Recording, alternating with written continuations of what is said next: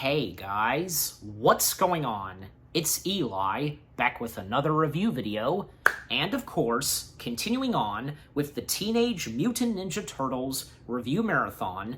Now, we've come up to one of the animated Teenage Mutant Ninja Turtles films. And that's right, you read the title and you know which Ninja Turtles animated movie I'm reviewing. And this one, unfortunately, it didn't turn out so good. And that being from 2007, TMNT. Yes, that's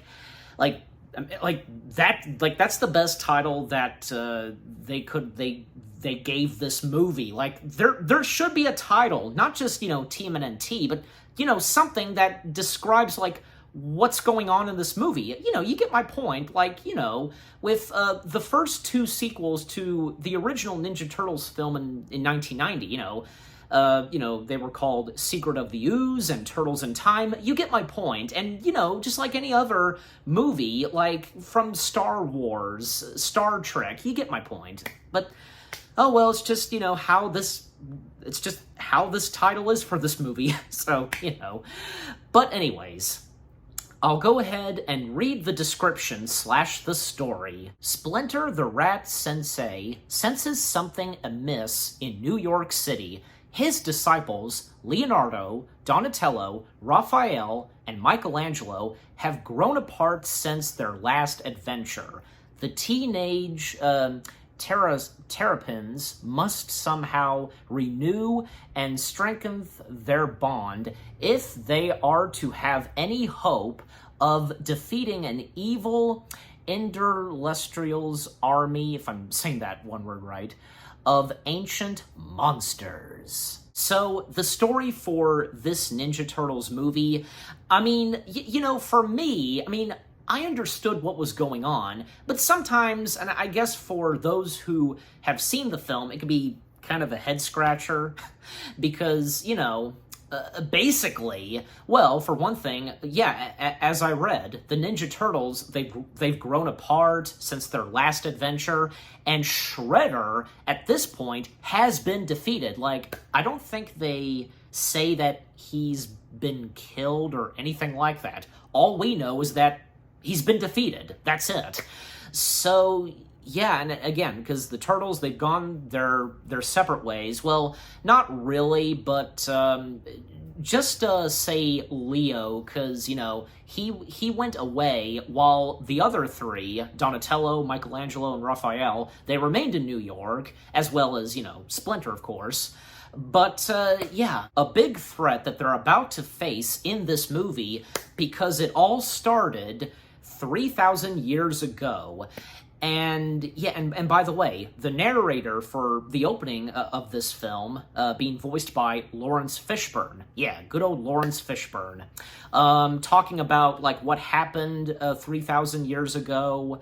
I tell you, because that sequence taking place 3,000 years ago, it looks like something from 300 and Lord of the Rings, Return of the King. Don't you think?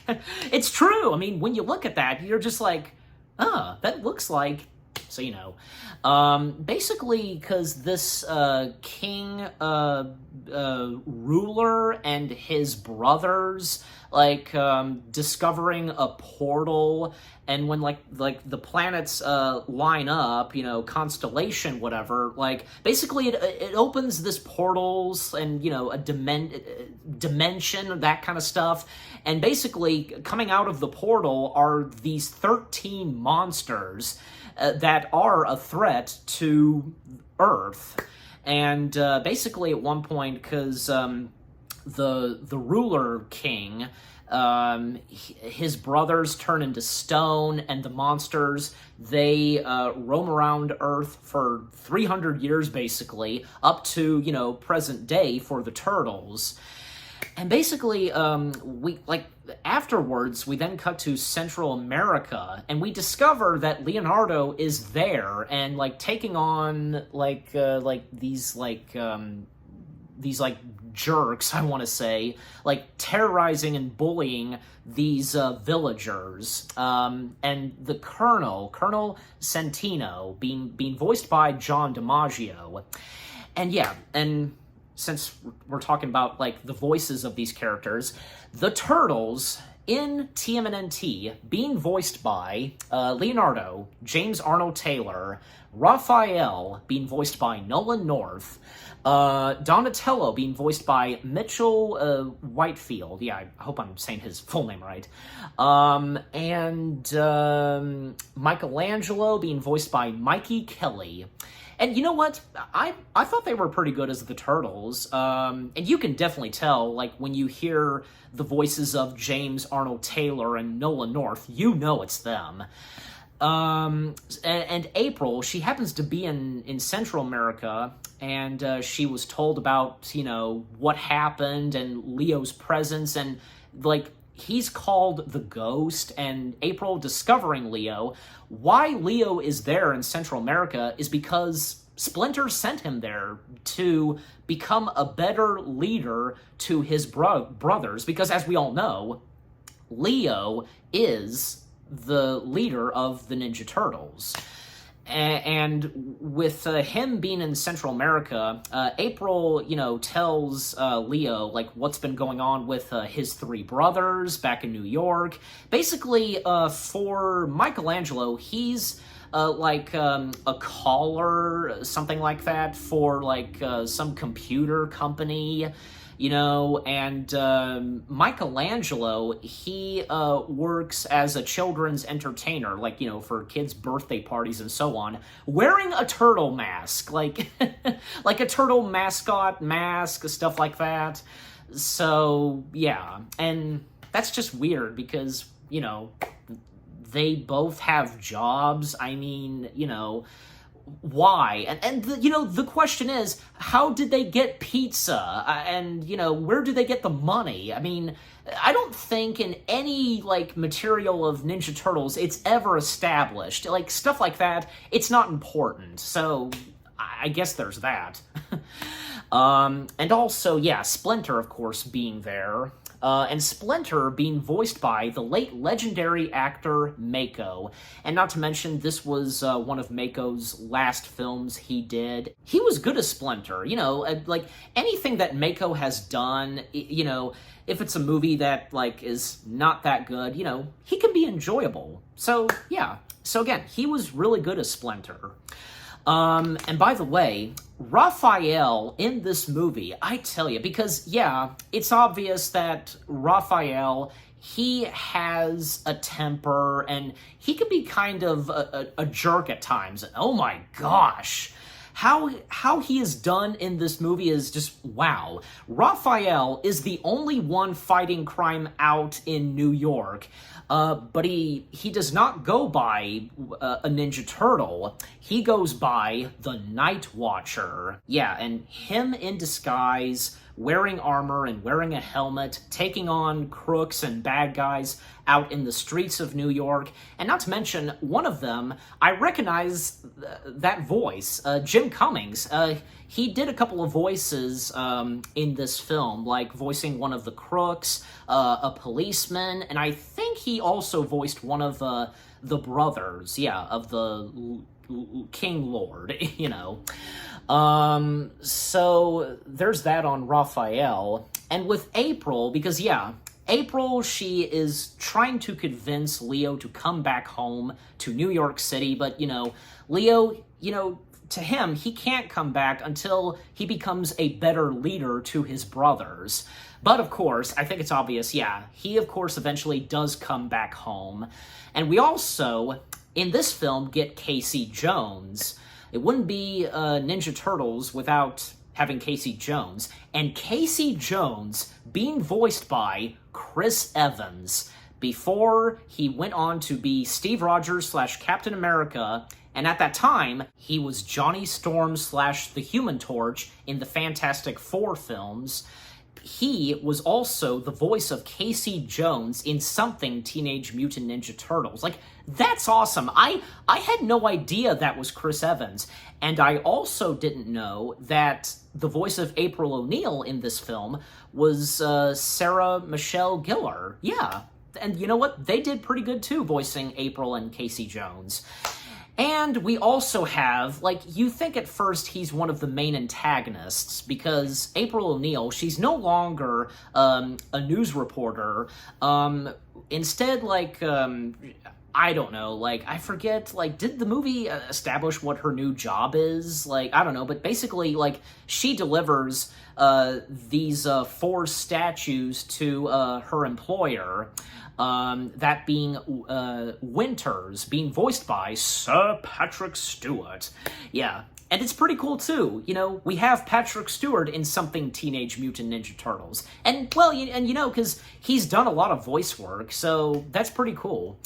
And basically, it turns out that Winters is teaming up with the Foot Clan. Yeah, because, like I said, the film establishes that Shredder was defeated, and the Foot Clan, they're still at large, and they're led by, like, a new leader named Kari. I think I'm saying that name right. Being voiced by Zivi Zhang, and, like, they never establish who Kari is. Like, is she related to the Shredder in any way? Like, is she her, like, is she the sister of Shredder?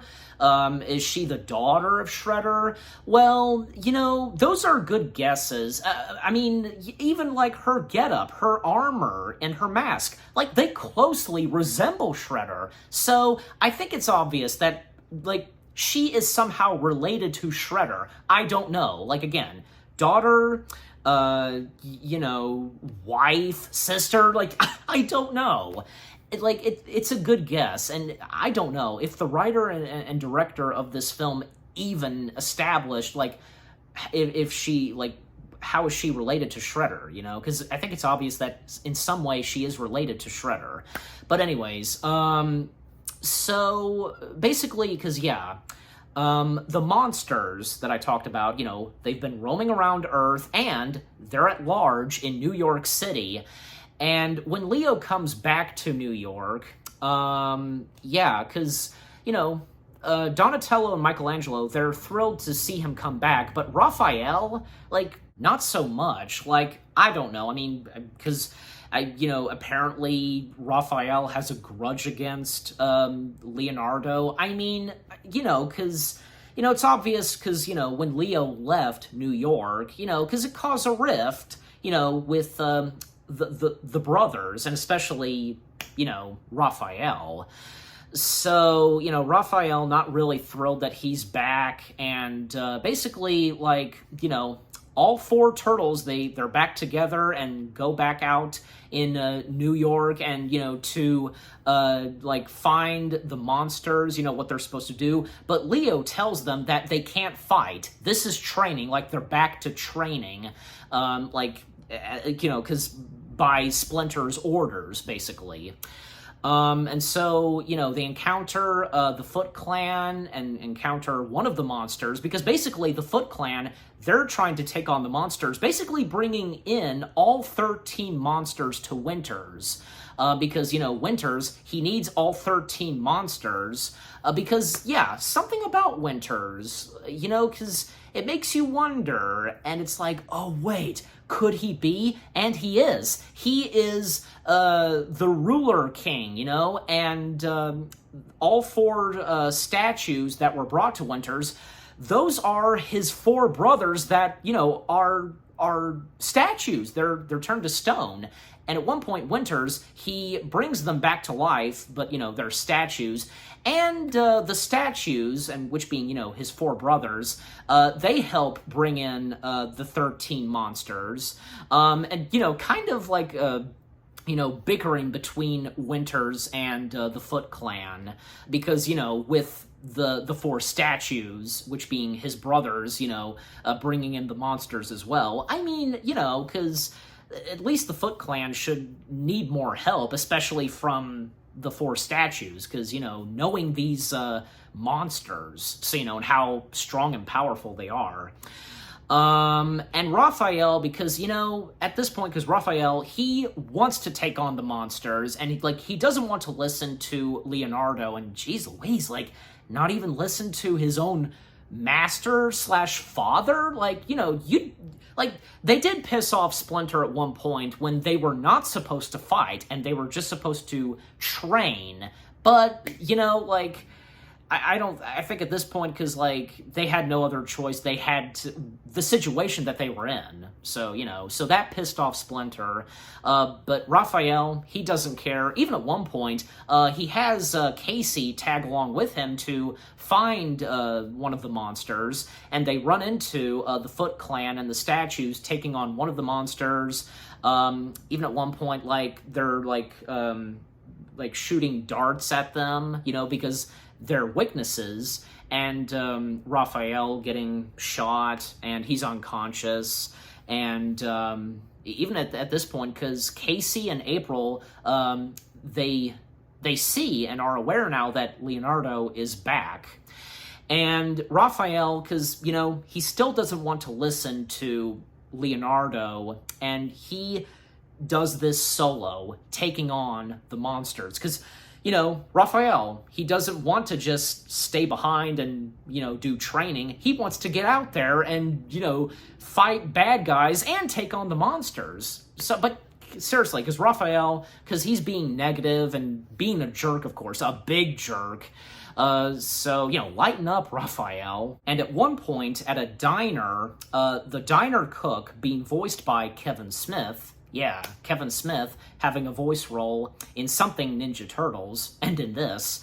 The diner cook discovers in the freezer, that, well, one of the monsters is there, and wouldn't you know it, Raphael showing up as the Night Watcher, investigating and taking on one of the monsters, and, the monster that's there at the diner is a little monster, and you think that it would be easy to handle, but nope, because the little monster is vicious and it's all over Raphael, and of course, the monster is defeated. And it's pretty funny because the diner cook, still being scared of Raphael, and Raphael made a good point when he said, why, we're the bad guy, we're the good guys. Why do you always assume that we're, scary, stuff like that? However he said it, Raphael made a good point there. Just, say Batman. Come on, guys. Even, to the police and, the citizens, Batman is the good guy. It's one of those things. And afterwards, well, Leonardo confronts Raphael as the Night Watcher, although he does not know, he is unaware that Raphael is the Night Watcher. Why? Casey Jones knew that he was the Night Watcher. Why wasn't Leonardo informed? Okay, not just Casey, but the other Turtles, and obviously Splinter, and probably so April, they all knew that Raphael was the Night Watcher, but I guess it's understandable because, Leonardo, he departed from New York and, he moved to Central America. So there you go. So Leonardo, fighting the Night Watcher, and when, the Night Watcher's helmet is knocked off, Leo discovers that it's his brother, Raphael, and, Leo just giving Raphael the talk to, lighten up and so on, and, Raphael going, don't push me, stuff like that, and Raphael giving him that talk, you should have stayed in the jungle, blah, blah, blah. And Raphael and Leo, they start fighting each other. And even say Raphael destroys Leonardo's size, his weapons. And, Raphael has Leonardo, pinned down to the ground. And that's when I think, Raphael, because he kind of snaps out of it and he's like, what has gotten into me? What am I doing? And literally, because fighting his own brother. So there's that. And Raphael, at one point, running away, just to get away from that situation. But at one point, Leo being alone and, Raphael, he started to run away. The four statues come in and they capture Leonardo. He's tranquilized and, they take him, and Raphael just, trying to save his brother, but, he's unable to save Leonardo, and, he feels more guilty and so much blame on him. And even, like, there's a moment between him and Splinter, because telling Splinter that he understands why Leonardo is his favorite son, and he's the least favorite son.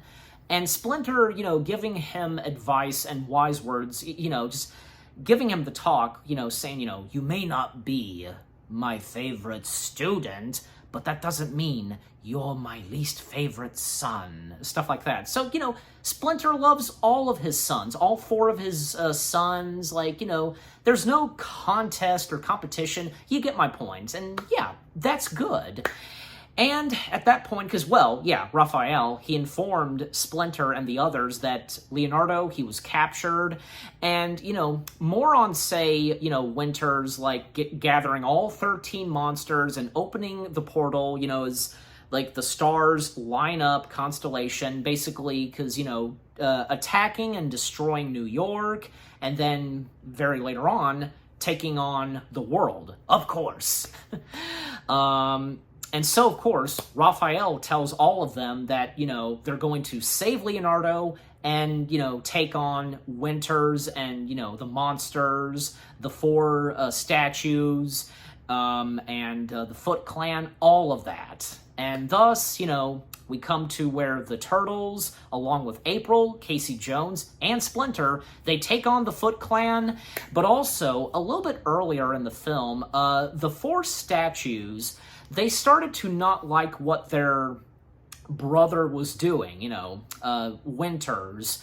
And by the way, because both Winters and his 4 brothers, they're immortal. And yeah, because for many years, Winters being immortal, and, nobody knew who he was. And until at a certain point, it was revealed who he really is. We find out, us audiences. And as I said, like, you start to realize, is it him? And yes, it is him. So, cool battles and fighting action going on. And yeah, because, there are some good fights in this film. Like, it's Teenage Mutant Ninja Turtles. Like, surely, fights in anything Ninja Turtles don't disappoint. They're cool. So, they go in, they rescue Leonardo, and, Leonardo and Raphael, they make up. And Winters, well, he gets the boot, and we find out the truth from Winters that he was never the bad guy. In fact, he was trying to do something good. He's trying to return all 13 monsters back to their home. But for Winters' 4 brothers, well, the opposite. They want to do something evil. They want to cause disaster to Earth. So, yeah. And even, like, say, the 4 statues, they ask the Foot Clan to join them, but, surprisingly enough, the Foot Clan, they join the good guys, An alliance is made to take on the 4 statues and, to gather all 13 monsters, because, yeah, there's one more left. And April, Casey, and Kari, and one of the, Foot Clans, tag along to, retrieve the 13th and final monster out in New York. The Turtles taking on the 4 statues. And of course, when April, Casey, and Kari, they bring in the 13th monster, like the 13th monster, tumbles and hits the 4 statues, and they enter into the portal, and of course, the 4 statues are defeated, and the 13 monsters, they have returned home. So that, that ends well right there. They're defeated, as I said, the 4 statues, and, of course, Casey and April, they share a kiss. And as for Winters, well, he's no longer immortal. He's now mortal, and unfortunately, yeah, he turns to dust, stuff like that, like gold, I want to say, he vanishes, basically. And of course, even a funny moment from Michelangelo, he's sneezing, the dust, from Winters. It's pretty funny. Yep, and the epilogue to this film, Splinter places Winter's helmet to their collection of other helmets, and one of the helmets is Shredder's helmet. Even Raphael places his Night Watcher's helmet. And another funny moment from Michelangelo, he asks if there's enough room because he wants to put his turtle mascot, mask on the shelf as well. That's pretty funny. And thus, the four turtles are back once again, fighting the bad guys and so on out in New York, and one last shot where they jump, and I think it's, Raphael that, runs to the camera, a pretty cool way to end the film right there. And one more thing I'd like to talk about of this film is the animation, because the animation to this film I think is really good. I like the animation style in this, the tone and lighting to this film, a dark feel, and yeah, because that's the thing, because, it was like, it felt like a serious movie, and, well, I mean, it was, like, the turtles, it wouldn't be Ninja Turtles without them being funny, stuff like that, but, throughout most of the film, they were serious. Gosh, and that especially goes to Leonardo and definitely Raphael, I tell ya. Because it's just amazing, because, the way that this film was done, and, not to mention that, there would have been a sequel to this movie. In fact, apparently, for the sequel, Michelangelo was to be the only Ninja Turtle still as himself, because apparently Donatello, Raphael, Leonardo, they apparently turned back into regular turtles because something to do with some type of ooze that turned them back into normal turtles, and we would have gotten the Shredder, because, again, TMNT never establishes what actually happened to the Shredder, like if he was killed or anything like that. All we know is that he was defeated. That's it. But of course, the sequel never happened. But it could have been interesting. But overall, TMNT, I think, is a decent Ninja Turtles movie. Is it the best? Of course not. But definitely, it's mixed. There are those that like it, but there are those that just, yeah. And how do I rate TMNT? Good question. Well, I'm giving it, 7 out of 10 stars. 7 out of 10 stars for TMNT. And what about you guys? What did you think of TMNT itself? What did you think of my review? Leave comments and give this review video a like, as always. So, with all that being said, thank you very much for watching. I hope you guys enjoyed my review of TMNT. More review videos coming your way. They're going to be awesome. Keep looking forward, and I'll see you guys in the next video/review. And of course, the Teenage Mutant Ninja Turtles review marathon is still continuing. Stay tuned next week because, well, now we've come up to the 2 Ninja Turtles films done by Michael Bay. Stay tuned for those. Take care, and peace out.